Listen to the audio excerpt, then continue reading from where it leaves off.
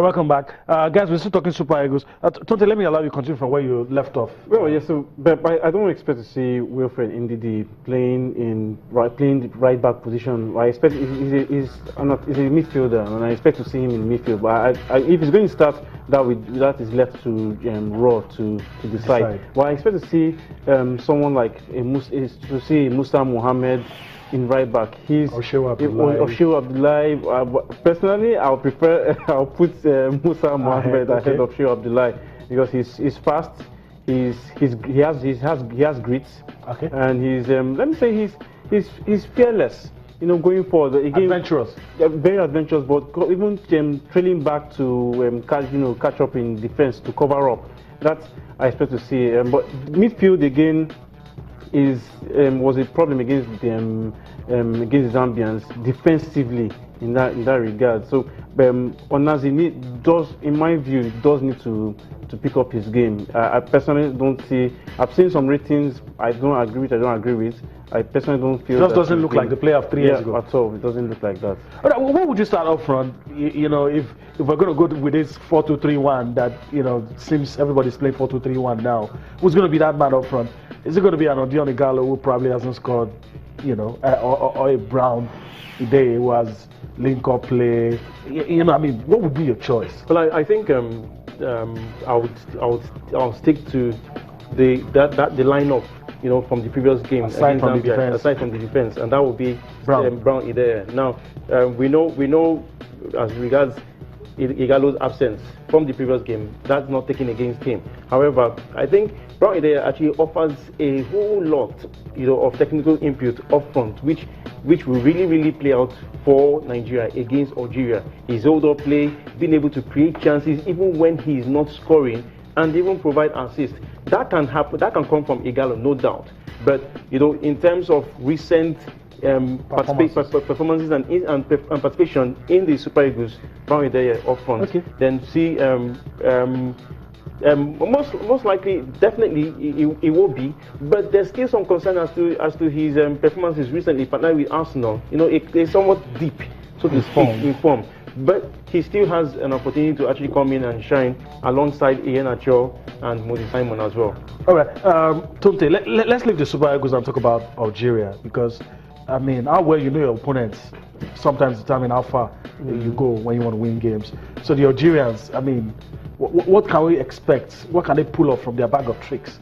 I expect speed, the utilization of the flanks, the wide areas, and you have a couple of them who are very good with aerial duels. And you have Slimani, who is there up front, who is likely to be there up front. Not the only option. You have a couple of other guys, but they are definitely going to want to pose a threat to the Super Eagles across different departments on the field of play. But coming against us, we should expect them to play in the wide areas, to threaten us from the wide areas, and also area duels. Counter-attacks as well. Yeah, once that opening is there for them, definitely we want to take it. It all pans out well for on the field of play. Mahrez still remains a very dangerous threat, to any team. So definitely, like Tonte rightly pointed, use of the flanks to attack. But that's where our fullbacks really come into need to be in position. Put in a good shift. Then again, having the forward lines on the flanks on our own side, being able to assist and aid our fullbacks to ensure that we cut out those threats on the flanks. It really is key against Algeria. Well, guys, let's come home now and talk about this game. There's a lot of drama leading up to this game. It was abandoned. It was ordered to be replayed, but the game has been played in Ilorin, and of course we're talking about the game ABS against Gateway, and it wasn't as close as we expected, but ABS 4-1 victory over Gateway, and courtesy of this scoreline, ABS have gained promotion. It was 1-0 at halftime. I thought maybe Gateway would be able to do something. We've not heard any complaints from both sides. I guess the result now will be accepted by both parties. Well, I think Gateway should consider the fact that this is a done deal. I'm still concerned as to why it was played in Ilorin, well, given the fact that it's actually a second leg bet, and on the heels of the fact that it was ordered, to be replayed. But then again, ABS have proven that they are indeed ones for the promotion, and they got the deal done. All right.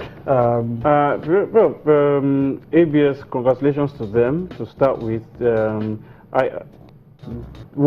If there's any shady play, Gateway should make a formal. It depends on how From all the reports we're getting, I mean, nothing has been reported. So if there's still some timeline for them to make formal complaints about it, then we'll still wait. I think this is done and dusted. But so far it doesn't look as though we're going to see anything like that. So ABS is from Division B2.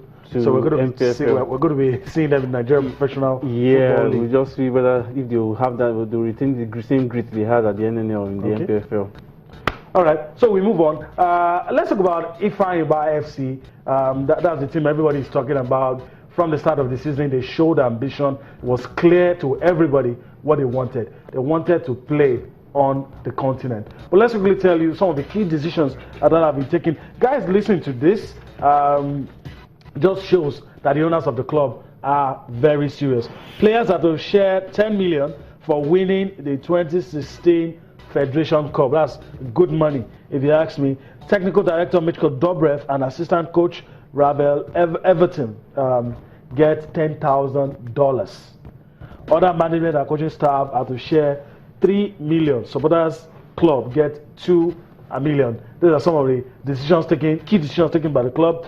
Former Ghana international Yor Preko named assistant coach and physical trainer.